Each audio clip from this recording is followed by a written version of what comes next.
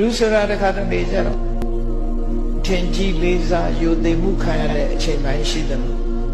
ကိုယ့်ကိုအဖက်မလောက်ခံရတဲ့အချိန်မျိုးနဲ့ရှိတဲ့တရားမျိုးနော်ကိုယ့်ကိုယူသိလေးစားမှုအလေးထားမှုမရှိဘူးအဖက်မလောက်ကြတော့ဘယ်ဟာပဲဖြစ်ဖြစ်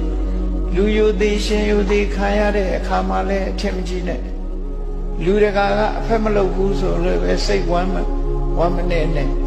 ဒါတွေဟာအဓိကမဟုတ်ဘူးကိုယ်မှာအဓိကကတော့ကိုချင်းသီလပြည့်စုံမှုကအဓိကကုသိုလ်ကောင်းမှုရနေမှုကအဓိကစိတ်ကောင်းနှလုံးကောင်းထားလို့အသိပညာတွေတတ်ဖို့ရအဓိက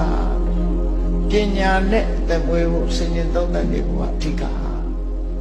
အဲ့ဒီကြလို့ရှိရင်လူမသိသူမသိကိုယ်မလေးစားဘူးဆို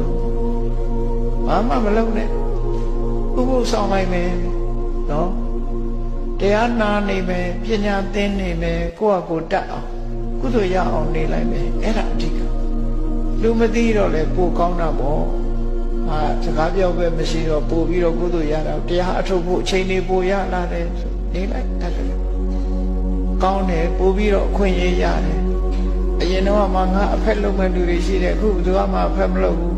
ဘယ်သူမှဂရုစိုက်စရာမလိုဘူးကိုထမင်း